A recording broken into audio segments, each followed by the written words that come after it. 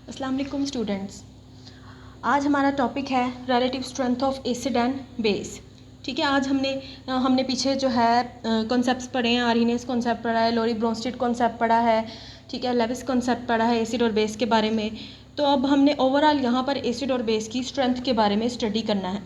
ठीक है, अब हमने पढ़ा है कि एसिड क्या होता है। एसिड बेसिकली वो स्पीशीज़ होती है जो कि प्रोटॉन को डोनेट करने की एबिलिटी रखती हो। तो एसिड की स्ट्रेंथ का क्या मतलब होगा कि एसिड कितना स्ट्रॉन्ग है और कितना वीक है। इसी तरह से बेस कितनी स्ट्रॉन्ग है और कितनी वीक है। ठीक है ना, तो ये हमने यहाँ पर ओवरऑल इस लेक्चर में आज स्टडी करना है। तो एसिड हमने कहा था कि हम एसिड की स्ट्रेंथ मेजर कर सकते हैं उसकी जो है प्रोटॉन डोनेट करने की एबिलिटी से। इसी तरह जो बेस है उसकी स्ट्रेंथ हम मेजर कर सकते हैं उसकी जो प्रोटॉन है एक्सेप्ट करने की एबिलिटी से। ठीक है ना, सो ओवरऑल ये जनरल कॉन्सेप्ट था जिसको हमने पिछले कॉन्सेप्ट्स में स्टडी किया है। तो अब यहाँ पर जो है मेनली हम यहाँ पर जो कंसर्न करेंगे वो होगा कि डिग्री ऑफ डिसोसिएशन, कि हम किसी भी एसिड और बेस की जो स्ट्रेंथ है हम फाइंड आउट कर सकते हैं easily bye degree of dissociation. अब डिग्री ऑफ डिसोसिएशन का क्या मतलब है कि एसिड फॉर एग्जांपल मेरे पास कोई भी एसिड मौजूद है, मैंने उसको वाटर के अंदर डिसॉल्व करवाया है, ठीक है, वो वहाँ पे सिंपली डिसोसिएशन को शो करेगा। डिसोसिएशन का मतलब है कि वो अपने आइंस में कन्वर्ट हो जाएगा। ठीक है, सो उसको कहते हैं कि यहाँ पर वो है डिसोसिएट हो गया है। ठीक है ना, अब डिग्री ऑफ डिसोसिएशन का मतलब है कि जितनी ज़्यादा स्ट्रॉन्गली कोई भी एसिड डिसोसिएशन को शो करेगा उतना ही वो एसिड स्ट्रॉन्ग होगा। ठीक है, इसी तरह से हम जब डिग्री ऑफ डिसोसिएशन की बात करते हैं तो हमारे पास यहाँ पर एक टर्म हम यूज़ करेंगे पोजीशन ऑफ इक्विलिब्रियम। ठीक है ना, जब हम डिसोसिएशन करवाएंगे किसी भी एसिड की तो उनके दरमियान जब डिसोसिएशन होती है तो हमारे पास यहाँ पर एक इक्विलिब्रियम इस्टेब्लिश हो जाता है between the reactants and the products. ठीक है ना, तो हम यहाँ पर सबसे पहले अब उसकी बात करेंगे। एक मैं यहाँ पर एग्जाम्पल ले रही हूँ, HCl की एग्जाम्पल है। HCl है, उसको वाटर के अंदर डिज़ोल्व किया है। ठीक है, वाटर के अंदर जब हम HCl को डिज़ोल्व करेंगे तो हमारे पास यहाँ पर क्या बन जाएगा, हाइड्रोनियम आयन बन जाएगा। और हमने क्या कहा था कि एसिड के स्ट्रॉन्ग होने का जो हमारे पास जो पहला जो यहाँ पर आप कह सकते हैं कि निशानी है कि हाइड्रोनियम आयन की फॉर्मेशन है। ठीक है, प्लस Cl नेगेटिव। ठीक है, यहाँ पर मैंने ये एक एग्जांपल लिख दी है।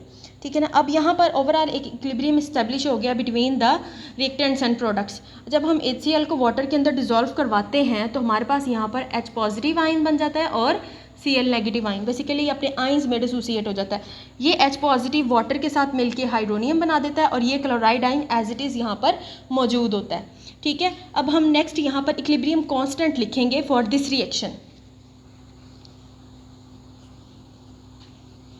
Equilibrium constant for this reaction हम यहाँ पर लिखेंगे। तो इक्विलिब्रियम कांस्टेंट को बेसिकली K से शो किया जाता है, K इज इक्वल टू, ठीक है, अब हम प्रोडक्ट्स को न्यूमरेटर में लिखेंगे। ठीक है, कंसंट्रेशन ऑफ हाइड्रोनियम आइन H3O पॉजिटिव, ये जो साइन है ये कंसंट्रेशन को शो करेगा। ठीक है, और यहाँ पर है क्लोराइड आइन Cl नेगेटिव। डिनोमिनेटर में हमारे पास आ जाएगा वाटर है कंसंट्रेशन में, ठीक है, और यहाँ पर HCl है। ठीक है ना, अब ये मैंने यहाँ पर इस रिएक्शन का जो है कि यहाँ पर क्या है, इक्विलिब्रियम कांस्टेंट है। इक्विलिब्रियम कांस्टेंट किसको कह रही हूँ मैं, K को।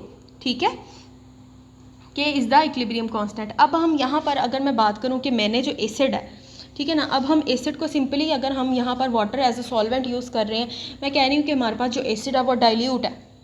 डाइल्यूट का मतलब होता है कि किसी भी सॉल्यूशन के अंदर वाटर की जब परसेंटेज ज़्यादा होती है ना तो उसको कहते हैं कि वो डाइल्यूट है। उसके अंदर वाटर की या कोई भी सॉल्वेंट जो हम यूज़ कर रहे हैं उसकी परसेंटेज अगर ज़्यादा होगी तो वो जो हमारे पास मिक्सचर बनेगा वो डाइल्यूट होगा। ठीक है ना, वो सब्सटेंस हमारे पास डाइल्यूट होगा। सो फॉर एग्जांपल अब ये जो मैंने रिएक्शन है यहाँ पर इक्विलिब्रियम कांस्टेंट लिखा है, इसमें जो वाटर है इसकी अमाउंट ज़्यादा है, वाटर एक्सेस में मौजूद है, तो वाटर को हम एज अ कांस्टेंट यहाँ पर ले लेंगे।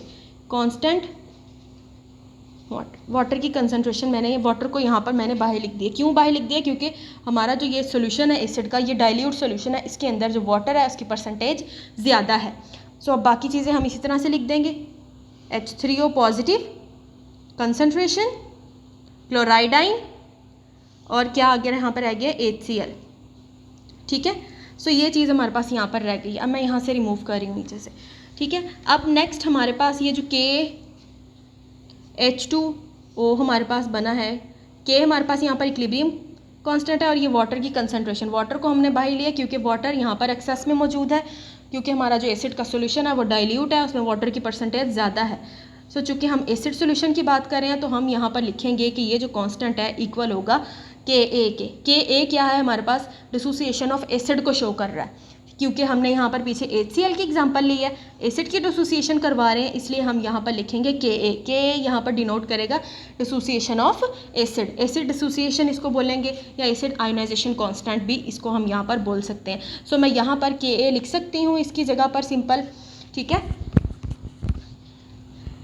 तो मैं यहाँ पर लिखूँगी के इज इक्वल टू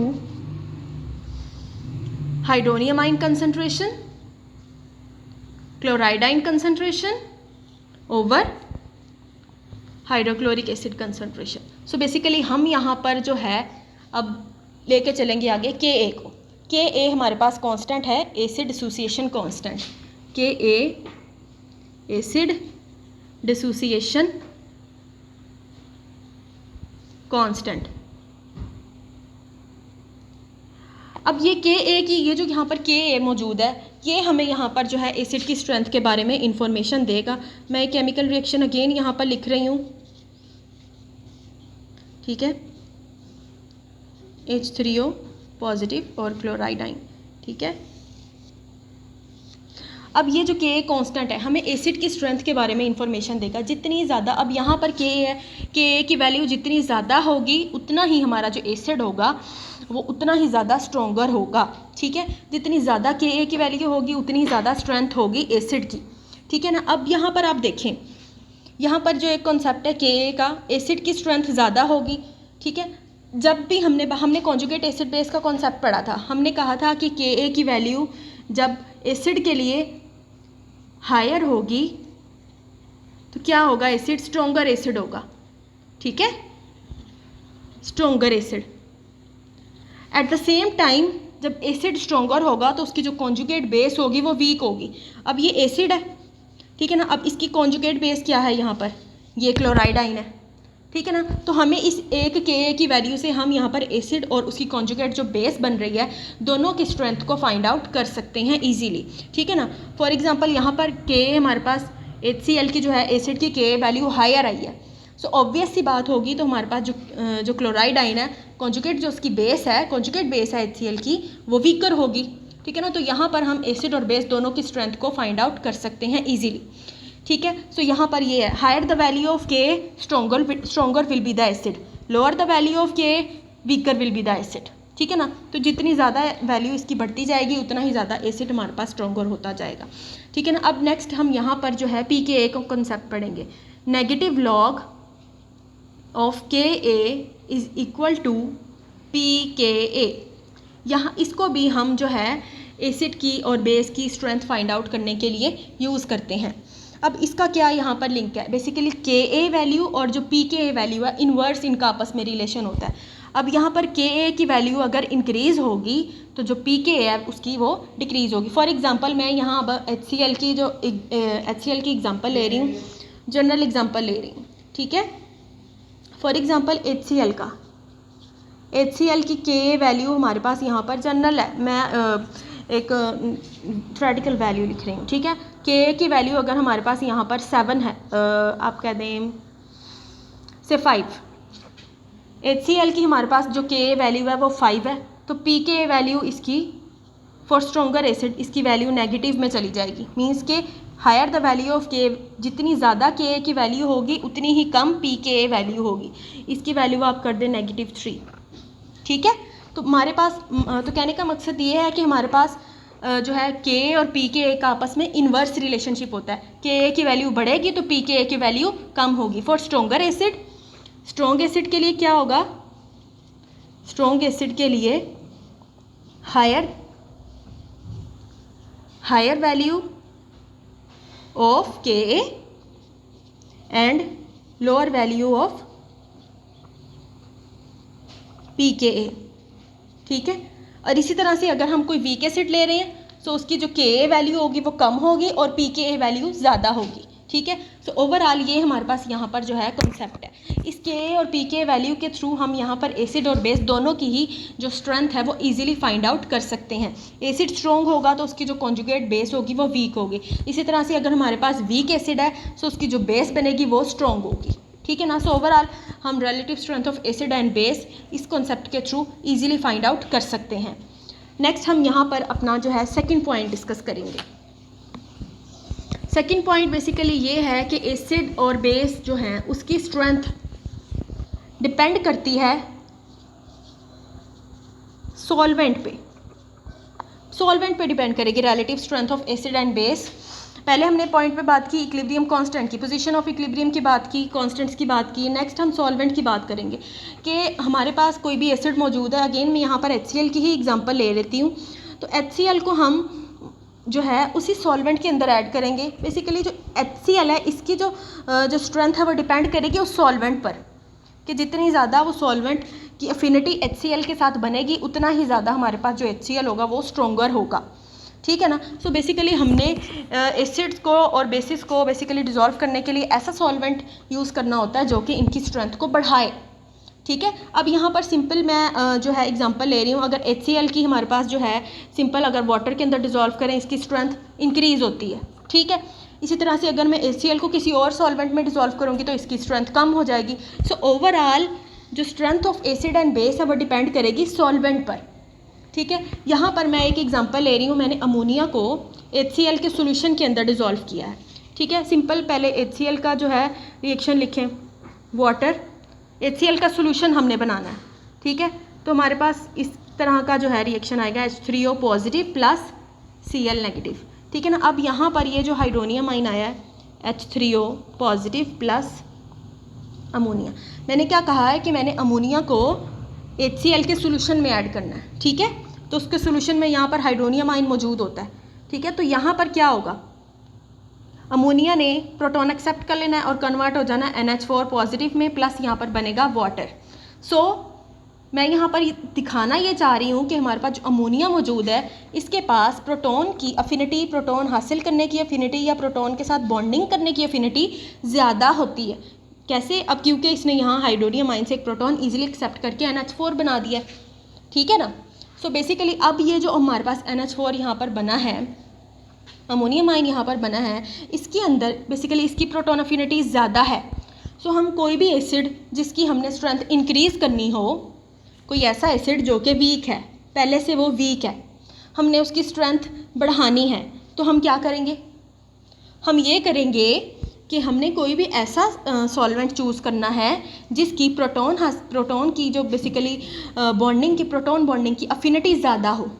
सो यहाँ पर मेरे पास जो है जो अमोनियम आयन मौजूद है, तो मेरे पास एक वीक एसिड है, मेरे पास एसिटिक एसिड है, ठीक है ना। Acetic acid is a weak acid, मैंने इसकी स्ट्रेंथ बढ़ानी है, तो मैं क्या करूँगी, मैं एसिटिक एसिड लूँगी, ठीक है, और उस एसिटिक एसिड को इस NH4 के अंदर डिज़ोल्व कर दूँगी, ठीक है ना। इसको मैं इसके अंदर डिज़ोल्व कर दूँगी तो मेरे पास जो प्रोडक्ट बनेगा उसमें हमारे पास एसिटिक एसिड की जो स्ट्रेंथ है वो इंक्रीज़ हो जाएगी, ठीक है। इसी तरह से मैं अगर फॉर्मिक एसिड को किसी भी ऐसे सॉल्वेंट के अंदर डिज़ोल्व करूँ जिसकी प्रोटॉन की अफिनिटी ज़्यादा है, तो फॉर्मिक एसिड की स्ट्रेंथ भी इंक्रीज़ हो जाएगी। सो ओवरऑल एसिड और बेस की जो स्ट्रेंथ होती है वो डिपेंड करती है सॉल्वेंट पर, कि हम कौन सा सॉल्वेंट यूज़ कर रहे हैं,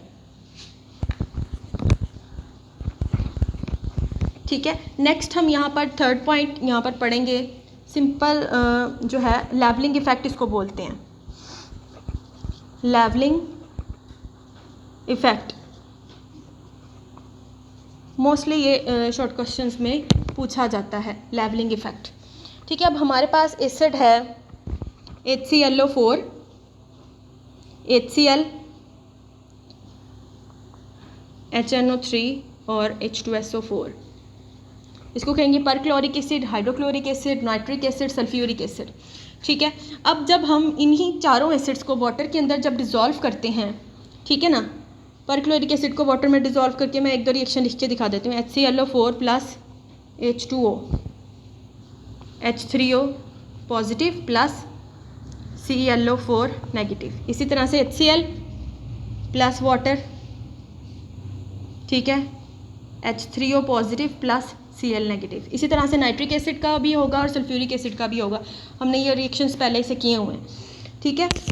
कहने का मकसद ये है कि जब हम इन एसिड्स को, इन चारों एसिड्स को वाटर के अंदर डिज़ोल्व करवाते हैं तो हमारे पास हाइड्रोनियम आयन बनता है, ठीक है। हमने स्ट्रॉन्ग एसिड की क्या डेफिनेशन पढ़ी थी? हमने कहा था कि वो एसिड जब उसको पानी के अंदर डिज़ोल्व करें तो हमारे पास हाइड्रोनियम आयन बने तो वो एसिड स्ट्रॉन्ग होगा, ठीक है। तो हम यहाँ पर इनको एसिड तो स्ट्रॉन्ग कह देंगे, लेकिन हम यहाँ पर डिफ्रेंशिएट नहीं कर सकते कि हमारे पास इन चारों एसिड्स में से कौन सा एसिड ज़्यादा स्ट्रॉन्ग है, कौन सा एसिड कम स्ट्रॉन्ग है, ठीक है। क्योंकि वाटर के साथ ये चारों जो हमारे पास एसिड्स हैं सेम रिएक्शन शो कर रहे हैं, तो इसको बोलते हैं लेवलिंग इफेक्ट। कि जब हम इन एसिड्स को वाटर के अंदर डिज़ोल्व करेंगे तो इनकी जो pKa वैल्यू आएगी, ठीक है, ऑलमोस्ट इक्वल आएगी, ठीक है, ऑलमोस्ट इक्वल आएगी। हम इन एसिड्स में डिफ्रेंशिएट नहीं कर सकेंगे जब हम इनको वाटर के अंदर डिज़ोल्व करेंगे। हम इन एसिड्स को आपस में डिफ्रेंशिएट नहीं कर सकेंगे इंक्रीजिंग ऑर्डर में, ठीक है, कि कौन सा एसिड ज़्यादा स्ट्रॉन्ग है, कौन सा एसिड कम। अब ये तो नहीं होगा ना कि चारों के चारों एसिड की स्ट्रेंथ इक्वल हो,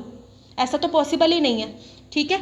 तो इनकी एसिड स्ट्रेंथ एक दूसरे से डिफरेंट होती है, लेकिन जब वाटर को हम एज अ सॉल्वेंट यूज़ करेंगे तो हम इसको डिफ्रेंशिएट नहीं कर पाएंगे। सो फिर हम किस तरह से इसकी डिफ्रेंशिएशन करेंगे? तो उसके लिए हम यहाँ पर एक और सॉल्वेंट यूज़ करेंगे, ठीक है। अब फॉर एग्जांपल मैंने इन एसिड्स को acetic acid, anhydrous acetic acid मैंने लिया, एनहाइड्रस एसिटिक एसिड सॉल्वेंट मैंने लिया। पहले हमने वाटर सॉल्वेंट लिया था, अब हमने सॉल्वेंट चेंज किया है, anhydrous acetic acid. Anhydrous acetic acid में मैं बारी बारी इन चारों एसिड्स को जो है अलग अलग से, ठीक है, इनको डिज़ोल्व करवाऊंगी। HClO4 लूँगी, परक्लोरिक एसिड, इसको मैं डिज़ोल्व करवाऊंगी एनहाइड्रस एसिटिक एसिड में। देन HCl को, नाइट्रिक एसिड को और सल्फ्यूरिक एसिड को, बारी बारी इन चारों एसिड्स को जब मैं डिज़ोल्व करवाऊंगी एनहाइड्रस नाइट्रिक एसिड में, तो ये चारों के चारों एसिड डिफरेंट बिहेवियर को शो करेंगे। इनकी इलेक्ट्रिकल कंडक्टिविटी, जो इनके आइंस बनेंगे, जो ये डिसोसिएशन को शो करेंगे, इनकी जो प्रॉपर्टीज़ होंगी वो डिफरेंट शो होंगी एज़ कम्पेयर टू जब हमने वाटर के साथ रिएक्शन करवाया था, ठीक है ना। तो हर acid, perchloric acid different behaviour show करेगा, HCl की कंडक्टिविटी डिफरेंट होगी, नाइट्रिक एसिड की कंडक्टिविटी डिफरेंट होगी और H2SO4 की कंडक्टिविटी डिफरेंट होगी। कब डिफरेंट होगी? जब हम उसको एसिटिक एसिड के अंदर डिज़ोल्व करेंगे, ठीक है ना। So basically acetic acid in चारों एसिड्स के अंदर, इन चारों एसिड्स में हमें यहाँ पर डिफ्रेंशिएशन बताएगा।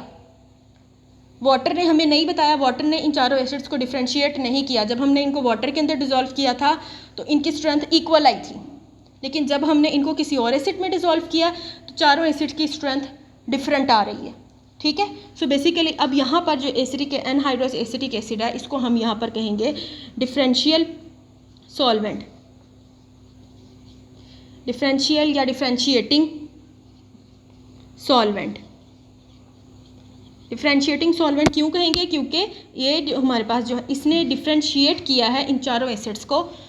बेसिकली डिफरेंशिएटिंग सॉल्वेंट के तौर पर हम इसको यूज़ करेंगे एनहाइड्रस एसिटिक एसिड को, कि ये डिफरेंट एसिड्स को डिफरेंशिएट करेगा, उनके इंक्रीजिंग ऑर्डर बेसिकली यहाँ पर हम इजीली फाइंड आउट कर सकते हैं बाय यूजिंग डिफरेंशिएटिंग सॉल्वेंट, ठीक है ना। तो अब नेक्स्ट एसिटिक एसिड को यूज़ करके हमारे पास क्या ऑर्डर बनेगा इनकी स्ट्रेंथ का? वाटर के साथ तो इनकी स्ट्रेंथ इक्वल आ रही है, लेकिन एसिटिक एसिड के साथ इनकी स्ट्रेंथ डिफरेंट आ रही है। तो क्या ऑर्डर हमारे पास बनेगा? सिंपली हमारे पास जो HClO4 है, परक्लोरिक एसिड सबसे ज़्यादा यहाँ पर जो है स्ट्रोंगर होगा। उसके बाद हमारे पास जो H2SO4 है वो स्ट्रोंगर होगा। देन हमारे पास यहाँ पर HCl जो है स्ट्रोंगर होगा, और उसके बाद यहाँ पर जो है नाइट्रिक एसिड सबसे जो है एंड पे आएगा। तो सबसे ज़्यादा यहाँ पर स्ट्रेंथ किसकी है? HClO4 की है, उससे कम H2SO4 की है, उससे कम HCl की है, और सबसे कम स्ट्रेंथ यहाँ पर नाइट्रिक एसिड की है। और ये हमें कैसे पता चला? बाय यूजिंग डिफरेंशिएटिंग सॉल्वेंट, ठीक है ना। So overall this is the relative strength of acid and base. Hope so आपको क्लियर हो गया हो।